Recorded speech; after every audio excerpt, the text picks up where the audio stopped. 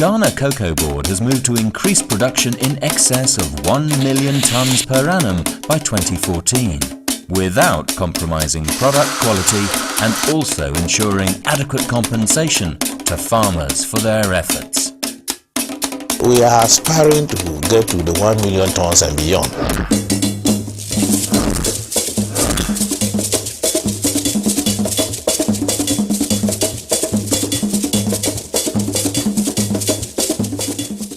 Ghana is the second largest producer of cocoa in the world, and its beans are classed as the world's #1 for its premium quality.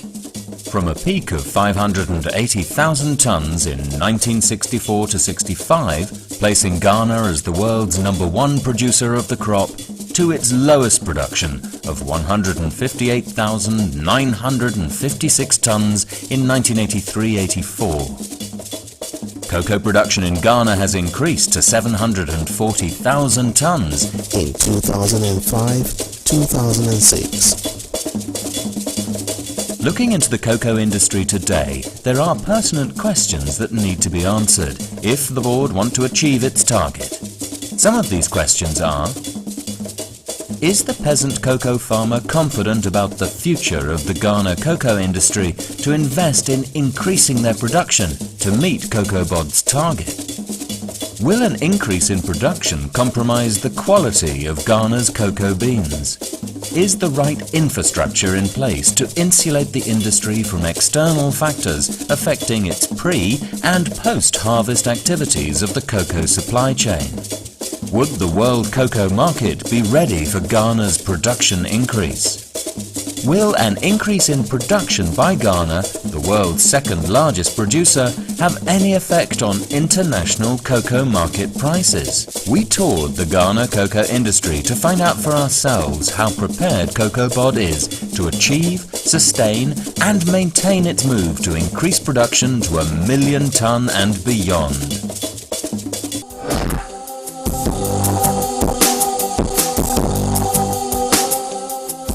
We first turn our attention to the international cocoa consuming community. Cocoa is classified as a luxury product and the bulk is consumed outside producing countries.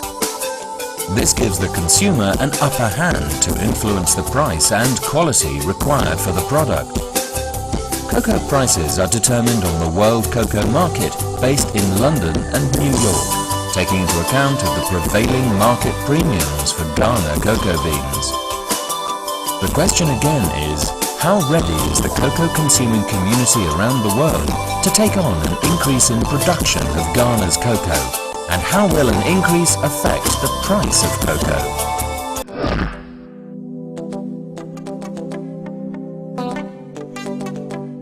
In terms of the quantities that we want to produce, and given the kind of quality that we produce, there's a market out there.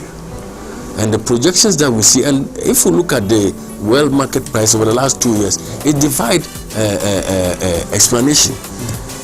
When the season opened between October and December, that's when the market goes down. But this year and the last year, that's when the market went up. Last year we had the 28-year high. This year we're having 30-year high, 3,000 plus. It defies anybody's explanation. There's jittery around because now only Ghana is the reliable source. We as the Ghana Cocoa Marketing Company, and for that matter CMC, are so organized to be able to take advantage of the world market, being the terminal market all year round. We have the ability to do forward hedges where we are happy to say that we are sufficiently trained to anticipate world market price movement, do right forward hedges, and to ensure that the farmer's income is locked in. And I will say with every confidence that the farmers this year, even though market has lost value for about £400 from the highs of this year, they are sufficiently protected and will be able to enjoy the high price that the market has seen this year, and will continue to enjoy higher producer pricing in Ghana as well. Scientific confirmation of the health benefits derived from consuming more cocoa products, especially raw cocoa and dark chocolate, has seen an increase in demand for good quality cocoa products worldwide. With this in mind, demand for cocoa and, more importantly, Ghana's cocoa is assured, especially as Ghana enjoys a special position as being a premium quality producer. Aside internal processing, cocoa marketing company CMC, a wholly owned subsidiary of Cocobod, responsible for the sale and export of all cocoa beans of Ghana's origin, has already identified new markets for Ghana's premium quality cocoa beans in countries such as China, Turkey and America. CMC is also developing bilateral and multilateral relationships with consumer countries to create an increased demand for Ghana's cocoa. The new trend on the international market is about traceability, and this Ghana Cocobod, in conjunction with CMC, has already taken strides in that. We've been doing trial projects in that, and we know come some future days to come, everybody will want to see the origins of Ghana cocoa. When he buys it in a foreign destination, he can trace it back to wherever it was coming from. And this, the Cocobod and CMC has already taken advantage of that. We've been doing some pilot projects in that, and it is yielding a very fruitful result. So the future, we are already there, and we can count on that. Ghana's cocoa beans earn its position as premium quality because of the effort put into post-harvest practices which positively affect taste and quality. It also earns premium quality because they meet the traceability standards, a new requirement by consumers to trace the source of each cocoa bean sold on the international market. The practice to achieve premium quality starts from the cocoa farmer, who applies a special method of fermenting the fresh beans in a heap under banana leaves for about 5 to 7 days, before sun-drying them on raised woven mats made out of palm leaves for another 5 days. This method gives it a unique quality and flavour known in the international cocoa community as the classical West African type flavour. Other post-harvest practices applied include removing debris, black beans and broken beans. Rigorous quality assurance processes applied by the licensed buying companies, LBC, who purchase the cocoa from the farm gate. Bagging of the beans in clean treated jute sacks. Careful storage of beans.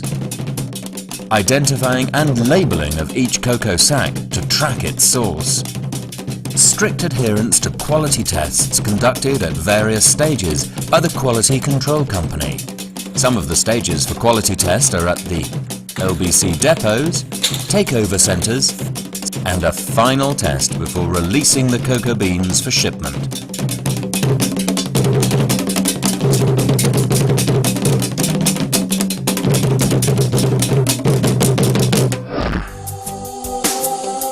Cocoa is grown in Ghana by smallholder farm owners who apply manual labour in planting, managing and harvesting their crop.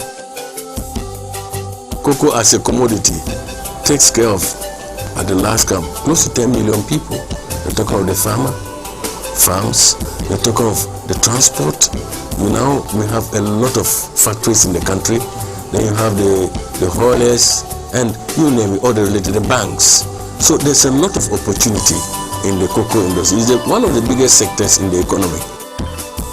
How secured is the future of the Ghana cocoa industry with threats from local and international demand from other traditional produce such as coffee and non-traditional agricultural produce such as pineapple, mangoes and cassava?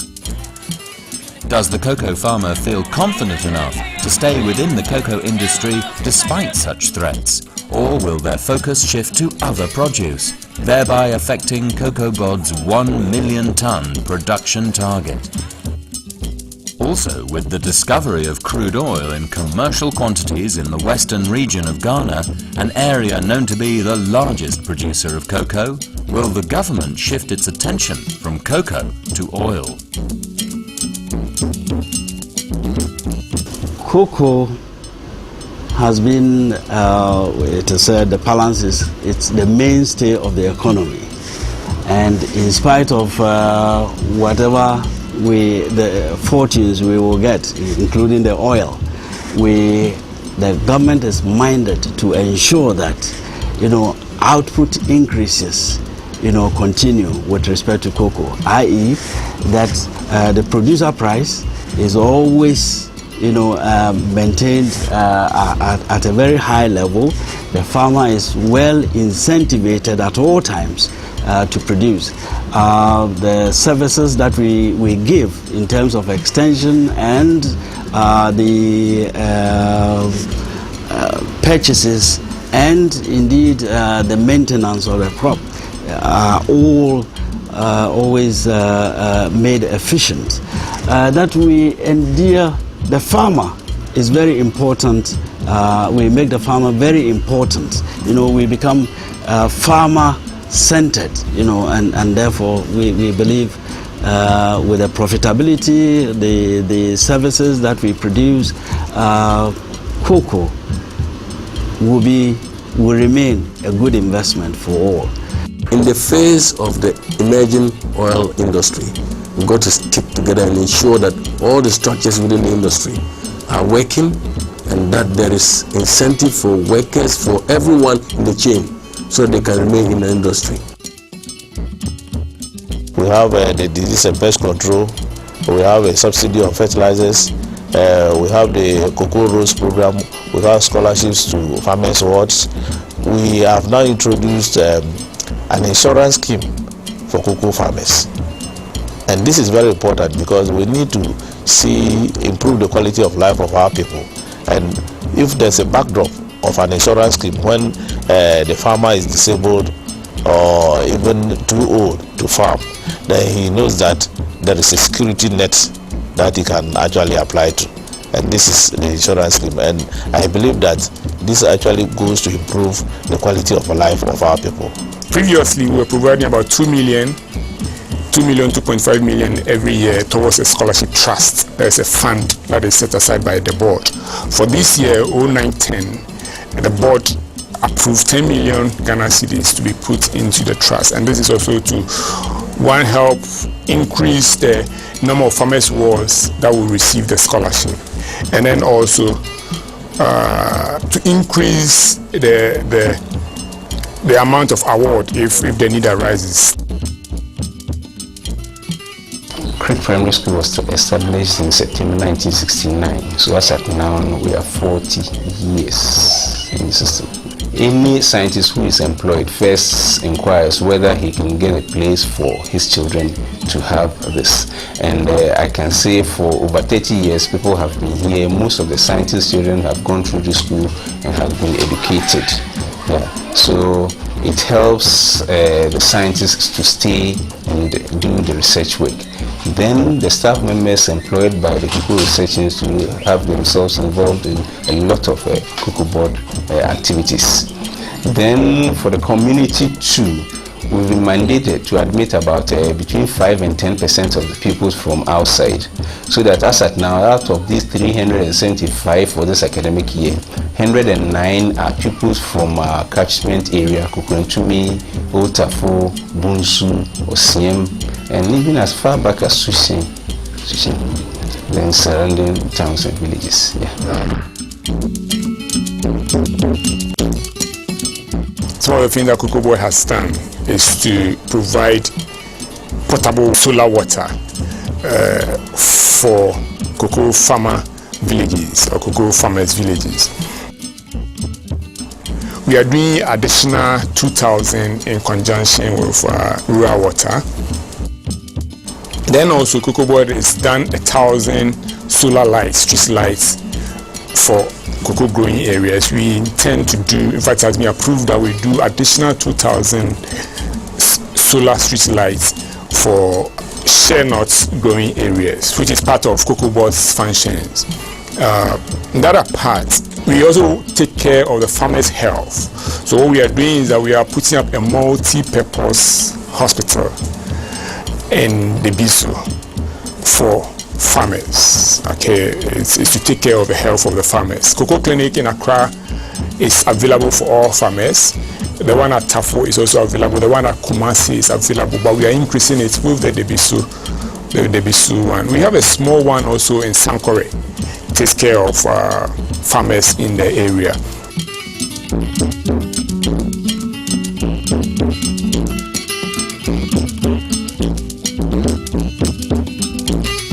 From the ground floor, we have the OPD, and along the OPD line, there's a pharmacy inside there, and at the top of, as you can see, at the top to that is the administration block. This one is the male and female ward, right? And then down there is the nursing staff, and the back there is doctor's boundary.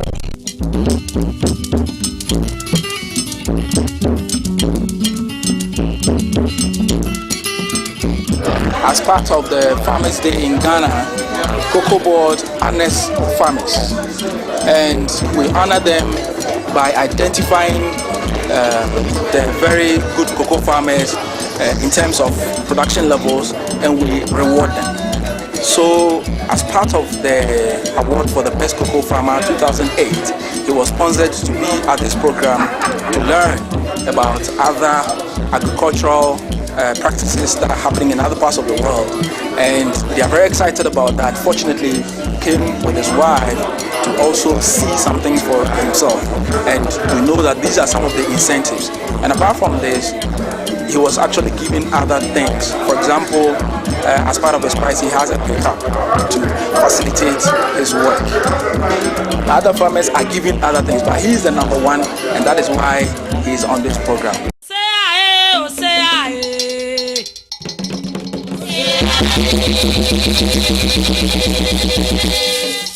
As part of the measures to assist them meet the 1 million tonne target, Cocobod has encouraged cocoa farmers to establish their own support structures such as unions, associations and cooperatives that offer them a voice to petition their needs directly to government. In this way, the farmers will have a channel of communicating their needs and concerns, and also serve as a medium for Cocobod to ascertain the needs and issues faced by the farmers. In London at the Royal Agricultural Show, where Ghana was exhibiting its cocoa beans and byproducts, we met with the farmers' representative at Cocobod. The future is bright for us. Just high tech na bind the aban. A man can be a who apply high tech. A fibia who produce and a coin. Until me can't help your phone. Say high tech no. Then find yes, me, na fair, and some Nanuna Bema a production, of course. Achieving a production target of 1 million tonnes will require strengthening of the pre-harvest activities in the cocoa supply chain, such as production, research and extension. Managing and sustaining this target will also require strengthening the post-harvest activities, such as the internal and external marketing and quality control of the beans. Has Cocobod got the right infrastructure in place to insulate the industry from external threats that could potentially affect its pre- and post-harvest activities, thereby affecting its production target? What are some of these external threats that need attention? In the pre-harvest sector of the industry, some of the threats may include aging trees, which could result in poor yield, poor soil fertility due to overcropping, poor weather conditions which could affect the tree growth, diseases and pests which cause losses to about 40% of the crop yearly. The post-harvest sector is affected by threats such as financing, logistics, storage, on-time delivery to international buyers, marketing, and smuggling. The Cocoa Research Institute of Ghana, CRIG, in Tafo, was established to undertake studies into the cultivation of cocoa. It has pioneered work in areas such as disease and pest control. Using specially developed nutrients and fertilizers, it plays a critical role in assisting Cocobod increase cocoa production. Craig is responsible for carrying out research into factors that affect cocoa production, including supply of improved planting materials, development of good agronomic practices that ensures maximum returns from the land, and also development of byproducts from materials that would otherwise have gone waste. For example, the use of cocoa pod husk, the preparation of animal feed and fertilizers, and also get alcoholic beverages from cocoa sweatings that would otherwise have not been put to any good use. Craig has also developed, amongst others, hybrid seeds and seedlings for distribution to farmers. It carries out research trials on shade tree selection and various diseases affecting cocoa production. Craig is also charged with testing and approving chemicals for disease and pest control. We also train farmers and extension staff. We have radio programs, and we also now produce the cocoa farmers newspaper that is in very simplified, readable English language, and we also now have even a version in the local language that farmers can read to know modern ways or improved methods of producing cocoa. So we are in close touch with the farmers, and we helping them to improve upon their production per unit area. Cocobod, through its Seed Production Unit, SPU, manages the multiplication and distribution of improved cocoa planting materials to farmers. The SPU has seed gardens in most cocoa growing areas across Ghana and have recently embarked on a campaign to reach out to old cocoa growing areas by establishing close to them new seed gardens. The process is that we get the budlings, we plant them, we maintain them. When they are grown, they bear, we pluck and then sell to the farmers. Some people need the pods, some also need the seedlings. So at times we nurse it ourselves and then sell to them. At times they buy the pods from us and then do their own nurseries. This one will produce the hybrid pods for them to go and plant and have the hybrid trees in their farms. In response to this, Cocobod has tasked its Cocoa Swollen Shoot Virus Diseases Unit to educate farmers on good farm management practices. The Cocoa Diseases and Pest Control Program, dubbed Mass Spraying, was reintroduced in 2001 by Cocobod.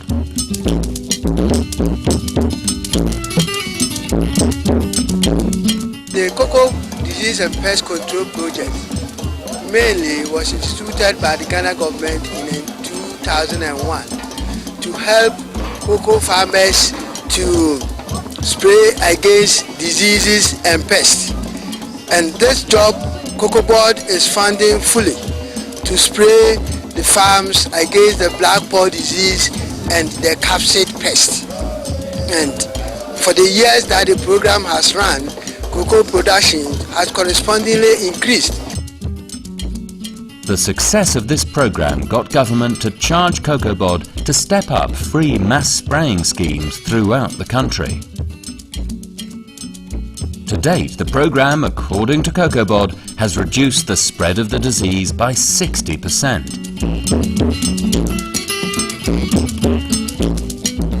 Right, you have the spraying gang lined at the edge of the farm. You have the nozzles directed up and then down the tree, such that the throw from the machine gets on the pod and then on the tree trunk.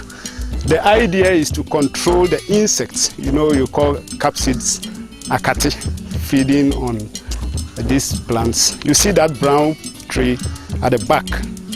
This is the effect of mirrored feeding damage. Crop losses due to capsids attack on cocoa alone prior to the start of the mass spraying program was estimated at about 25 to 35% per annum in Ghana. The mass spraying exercise has contributed immensely over the years in the steady production growth in Ghana. The program has also encouraged the effective and efficient application of good agronomic practices, GAP, alongside fungicidal spraying to achieve improved yields. This is promising for Cocobod's increased target, as fewer crops will be lost to cocoa diseases. To replenish soil fertility and improve productivity of the cocoa tree, the Cocoa High-Tech program was introduced in 2003. The program involves the application of fertilizers, improved planting materials, and the application of insecticides and fungicides on cocoa farms. The adoption of the High-Tech program has helped to increase the productivity of most cocoa farms. Cocobod, anxious to get the program implemented, subsidized and encouraged farmers to use the CRIG-approved chemicals. This approach to date has received an overwhelming support from farmers. Some agrochemical manufacturers are also partnering with farmers' unions and cooperatives to support the farmers by offering them the agrochemicals on credit.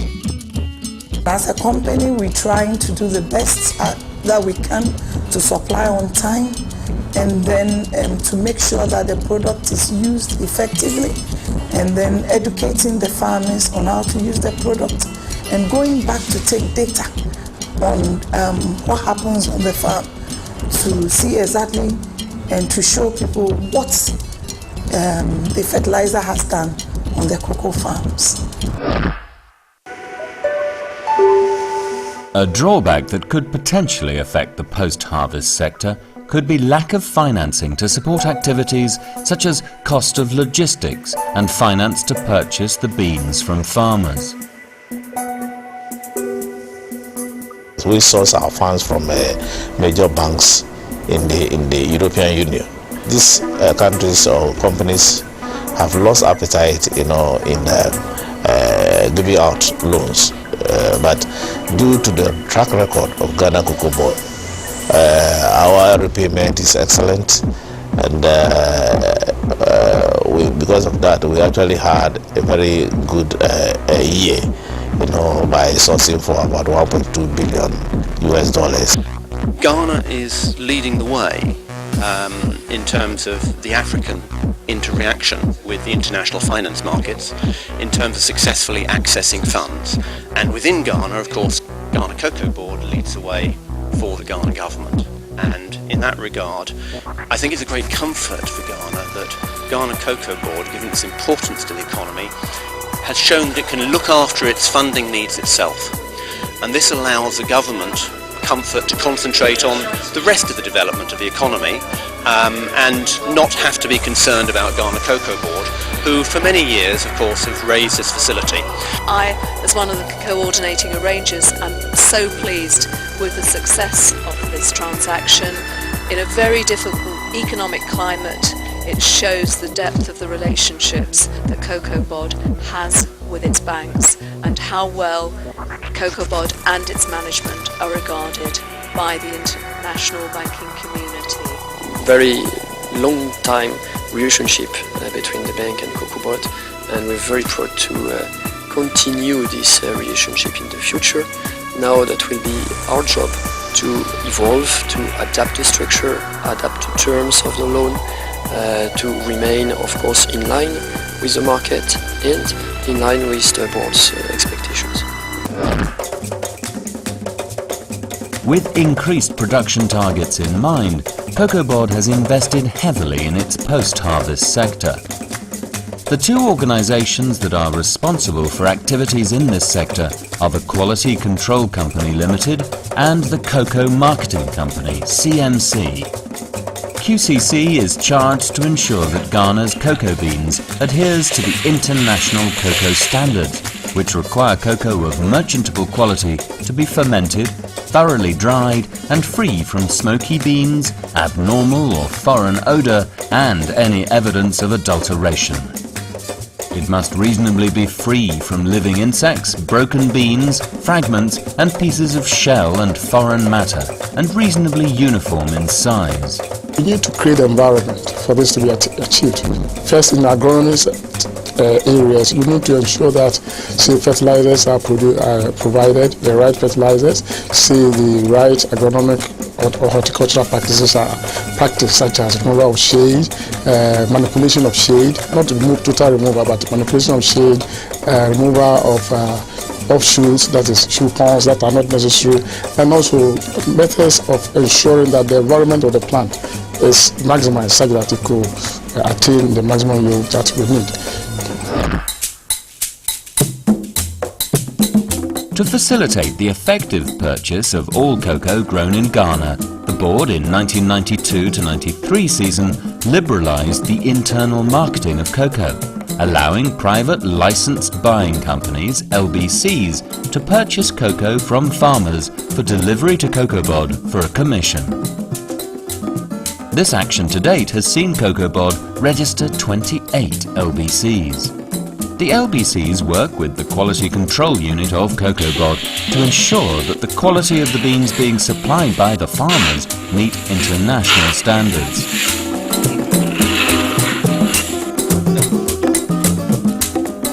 Competition to purchase cocoa from the farmers has seen the LBCs setting up depots close to the farms, as compared to the past, where farmers had to travel far from their communities to sell their cocoa beans to registered buyers.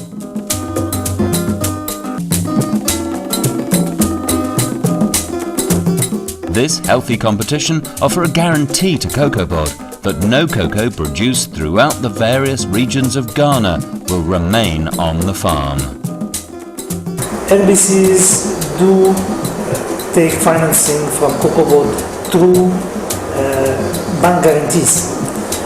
And then the availability of the funds specifically in this particular area and this particular period of where we had economic meltdowns, the sustainability of funds from Cocobod side, because they had some financing set aside, was very helpful and gave the NBCs an upper hand to go and seek all the volumes and make sure that we are paying the farmers the right for the producer price. So I can say it's a fertilizer, high tech, which is spraying, in addition to the financing which is given by Cocobod.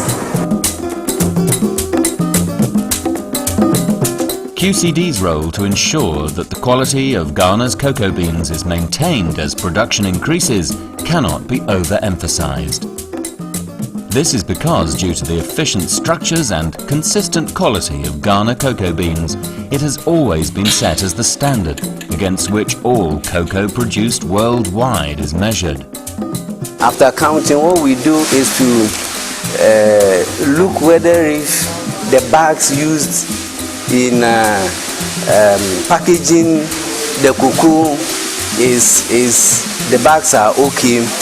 We look at the sewing whether it is good or bad, because we are going to see that if the sewing is not good, it implies that beans can come out or beans can easily enter, which will not support our sealing process.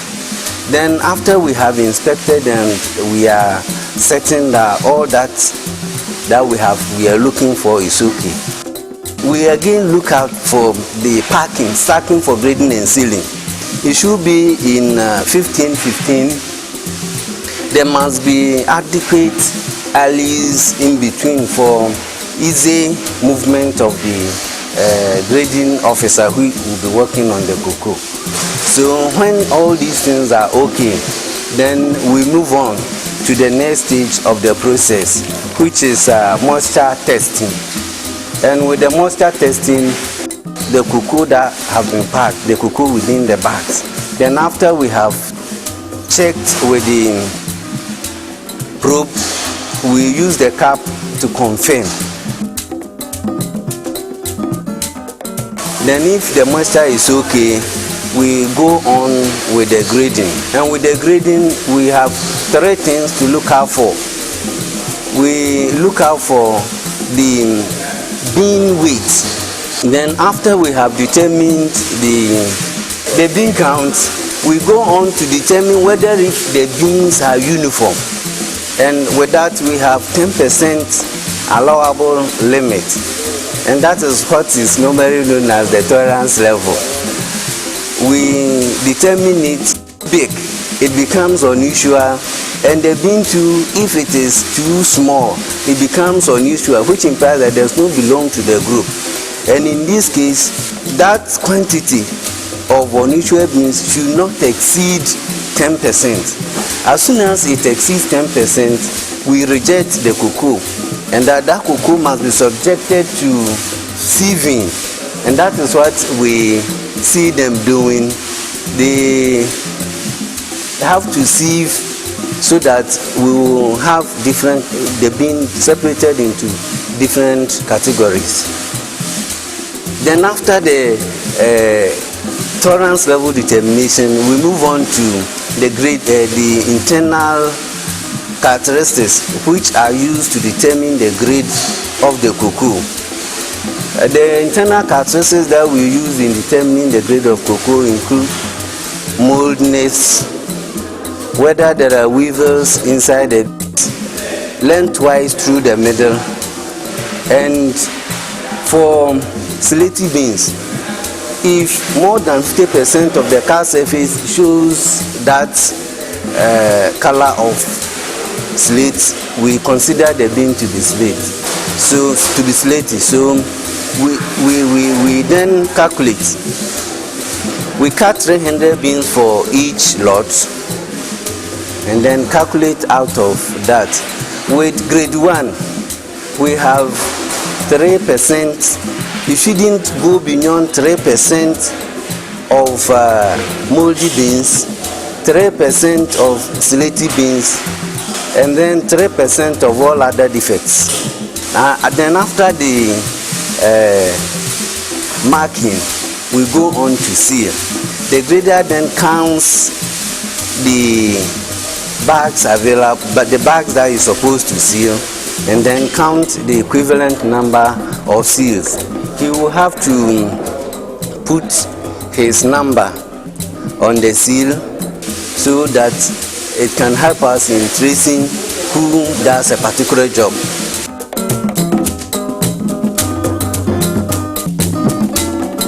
The cocoa beans are transported by private hauliers, mainly by road, to one of CMC's warehouses, also known as takeover centres in Kumasi, Takoradi and Tema. We consolidate the smaller quantities that are coming from the various parts of the cocoa growing areas. When we receive them, we have to prepare the cocoa for shipment. So basically, what takes place in the warehouses are what we refer to as pre-shipment activities, that is preparing the cocoa for shipment. So we have our quality control guys there who will take sample of every bag.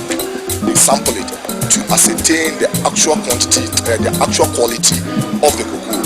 When that is done, then we will stack the cocoa, and the stacking is done based on the various categories that we receive. Then we ask the quality control division of Ghana Cocobod to come and fumigate the cocoa. The idea is to kill all insects or eggs or cocoon traces that are found within the consignment that are brought. So the fumigation takes place within a certain period, by which time it is expected that all insect or all foreign material, living material of course, within the cocoa become dead and it becomes ready for shipment. And within the warehouses, we also take our time to do proper inventory management, stock taking. We do proper warehousing management to prevent the cocoa from going bad, to make sure that we service our vessels the moment they come in, In fact, as a matter of fact, we are supposed to do what we refer to as the just-in-time. So what we do is that we have everything ready over here. So the moment the vessel arrives within the port, the cocoa is ready for the vessel to be serviced. So at this time that we are talking about quick turnaround time for various ship owners or for various vessel operators, warehousing has become so critical in cocoa operation, in cocoa shipment, say that the moment the vessel arrives, the cocoa is ready for the vessel to take it. And that is the reason, in fact, Ghana is enjoying premium on the cocoa that we ship, not only because of the quality, but again because of the fact that the vessels arrive and we're able to service them in time, our document also get to our customers in time, and these are all part of the reason why Ghana is enjoying the premium on our cocoa, and therefore warehousing is extremely important. Cocoa marketing companies' efficient marketing of cocoa is of prime concern to Cocobod. Procurement, transportation, storage and marketing of cocoa, both internally and externally, is coordinated by Cocobod through CMC. CMC have embarked on the modernisation and expansion of its takeover centres with the construction of a new 50,000 tonnes warehouse in Tonne. The newly constructed warehouse complex in Tonne was built as a pilot project aimed to move Cocobod's warehousing from manual to a fully automated facility. The warehouse is equipped with conveyor belts and electronic weighing machines, taking away the manual weighing and stacking of the sacks at the warehouse. Also in use at the warehouse are forklifts and other mechanical equipments that allow a quicker and more efficient working environment. The Tonne warehouse has been built to have the capacity to operate a 24-hour shift if the need arises. Aside equipping the warehouse with state-of-the-art loading equipments, Cocobod has provided office facilities for its operational arms such as the Cocoa Marketing Company, Quality Control Company and the various registered license buying companies. Traditionally, in Cocobod rented warehouses this is not the case, and often operational and administrative activities are carried out in either makeshift office facilities put up within the cocoa sheds for the staff or away from the warehouse. The Tonne warehouse complex has other facilities such as canteen, restaurants, bathrooms and secured car and lorry parking bay for the staff and lorry drivers. The Tonne warehouse is not the only warehouse being constructed to support the targeted growth in production. So management decided to put up a warehousing complex here. That's 100,000 tons capacity warehousing complex. So that every year the problem of difficulty in keeping cocoa at the harbor will be a thing of the past. So the project came up with 100,000 tons main warehouses. There are 5 in number. Each is 20,000 capacity. And then we also have these 2. They are also warehouses. They are discrepant warehouses. And there are a big, about 10-acre parking area for the project. So that when the cocoa is not being offloaded, the trucks will park there. Again, in order for those drivers to have a better stay here, we are putting up a transit quarters for the drivers. You know, most of these drivers are Muslims, so we are also going to have ablution for them, a laboratory for quality control, canteen for staff who will be working here. We also have a flat, a staff flat. That will be 18 number 3-bedroom flat for staff. There will also be a clinic to take care of the health of staff here. We have an administration block for Cocobod staff, as well as the license buying companies.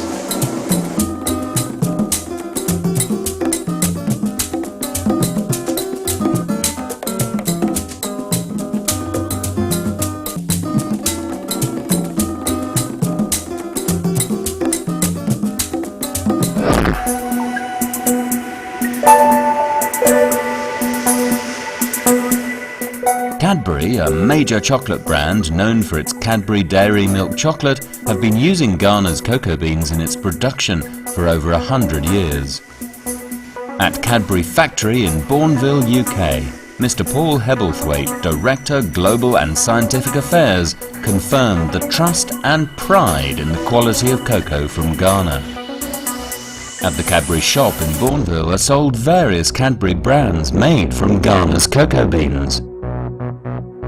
Our relationship with Ghana goes back 100 years, and it's founded really on a couple of important factors which I think are very important for the industry going forward. One of them is quality. Ghana quality is the best in the world. It is the creme de la creme of cocoa bean. And the reason for that is you take great care, and that's why it's really good that we have an occasion where we can actually celebrate the farmers and farming. And so you're very welcome today representing really the quality that is embodied in Ghana cocoa. Also at Mars UK in Slough, another major chocolate manufacturer that uses Ghana's cocoa beans, the trust for Ghana cocoa was affirmed by Fiona Dawson, Managing Director, Mars Snack Food UK. The cocoa that you supply us, that we make over 70,000 tonnes of chocolate here in Slough, the taste of the product is heavily reliant on West Africa and heavily reliant on Ghana.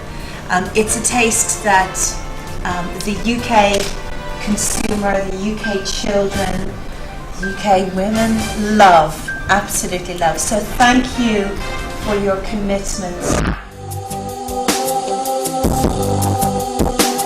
While concerned about the issue of security of demand for Ghana's cocoa beans, it must be noted that Cocobod's mandate to increase production is not for the export market only.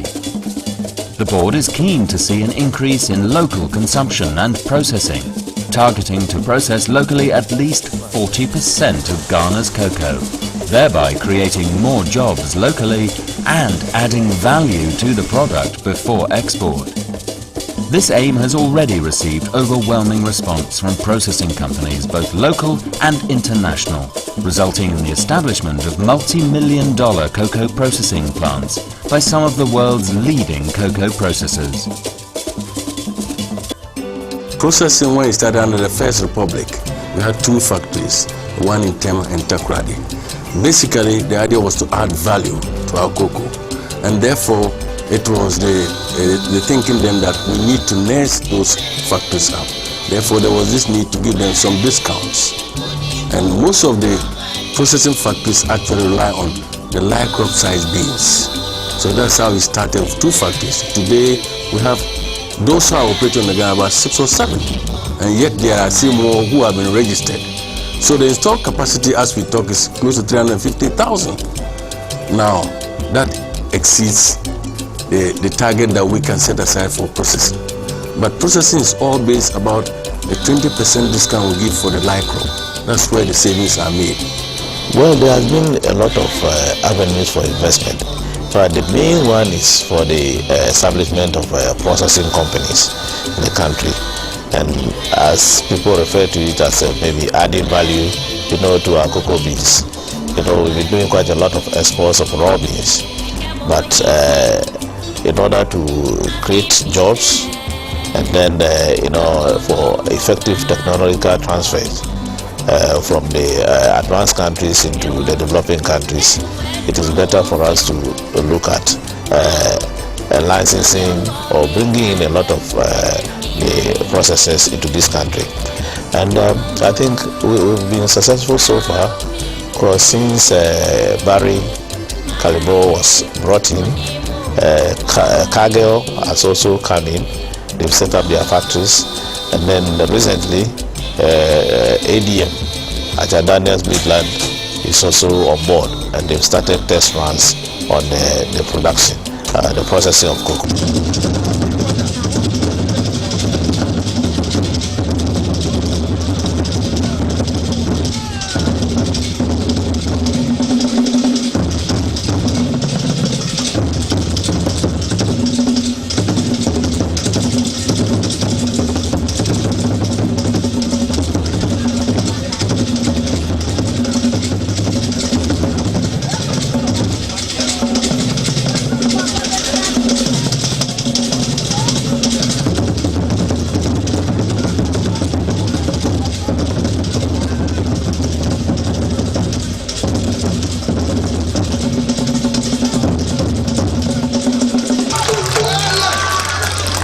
The commissioning of this processing plant enables us to kill two birds with one stone.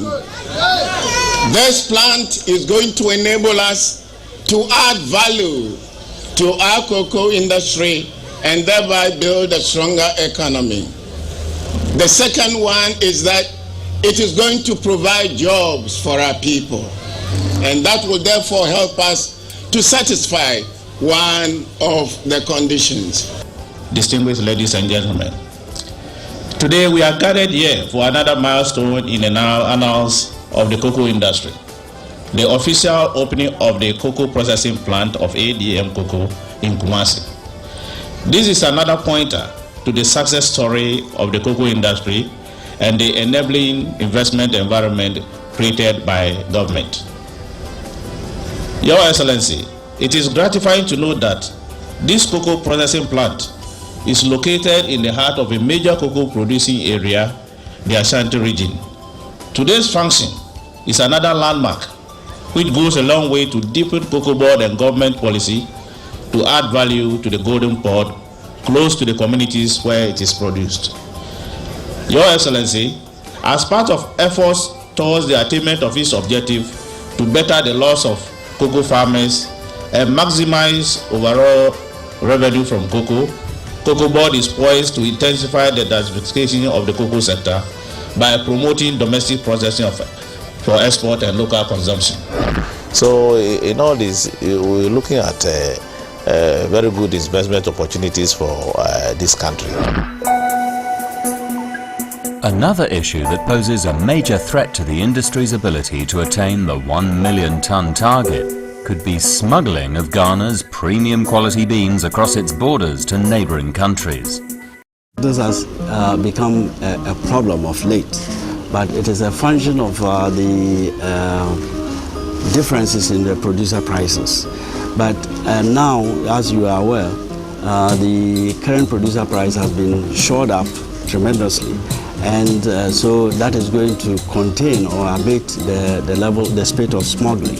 We have a system where we protect the farmer, and the protection is the producer price is set because we have an FOB price, which is an average of the fluctuations on the world market. This levels out most of the fluctuations. When it's a dip, the farmers don't suffer. Apart from the vehicles that we have done, we provide impress, some monies for them to go to the field, especially across along the border lines, to ensure that as much as possible to prevent smuggling, and the funds are released by our outfit. Soldiers have been deployed at Doma Henkro, Nkrankwanta, Yakrum, Kofi Bedukrum, and Kwamise Kutubu. Despite these challenges, the management of Cocobod are confident that they're in a good position now more than ever to achieve their target without it affecting the future of the industry. As I've said earlier, we have been very concerned about the global downturn. We have looked at every possibility. Obviously, we've done some work on elasticity of short-term price and income on consumption of chocolate. There may be some correlation relating to the luxury brands, because as prices rise or as incomes fall, people reduce the consumption of luxury brands. But the generic brands are doing okay, so we are still sure that we are going to see a lot of high price spikes, and we are positioning ourselves, and we anticipate that we'll lock in the high prices, and the farmers will continue to enjoy from our expertise and anything they expect of us. Looking at the insurance scheme that has been put in place, that's the best way of actually to ensure that farmers have security after they become so old that they can't do the physical jobs on the farm. And I want to see Cocobod a better place that I came to live with, because I quite remember those days when I was working in the Western region. I want to see all the routes in the Western region, especially to haul out cocoa from these areas, tarred, so that people can commute easily and in less time than it used to be. Yes. I've been to several fora. Ghana is still #1 in cocoa. Everybody's coming to Ghana. Some years ago, you didn't have many processing plants. Now, after it was even oversubscribed, to put it bluntly. So the future is bright. The mode of production is bright. People even wonder, how is it that your chocolate is different, your cocoa is different from Côte d'Ivoire? It's the same soil. It's the way we treat things. We've invested heavily in cocoa industry, and the investments are paying off. So we want to leave a legacy for this country, whereby even if we don't sustain the 1 million, at least we'll be able to keep the cocoa industry in such a way that the tonnages that we produce will be something that we can be proud of. We have short-term and medium to long-term goals or strategies in the area of ensuring that we will hit 1 million tons and even surpass it. The intention is to become the world's largest producer. So, and the short-term strategies are that with the current stock of cocoa trees we have, we do intensive maintenance. This is by way of application of fertilizers, infestation control, and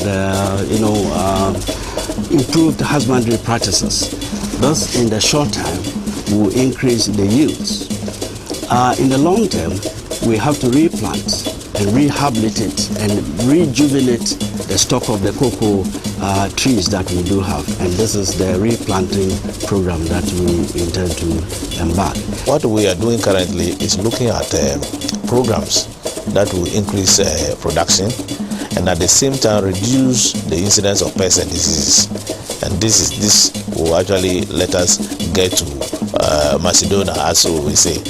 We have a collaboration with Cadbury. We have a partnership with Cadbury to assist in extension delivery in cocoa.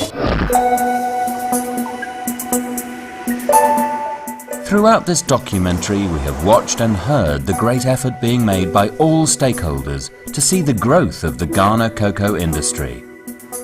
Cocobod, on its part, has shown us evidence throughout the cocoa supply chain that they are well equipped to achieve the 1 million ton target. The board is also confident that there will be a continuous demand for Ghana's cocoa beans in midst of increase in production.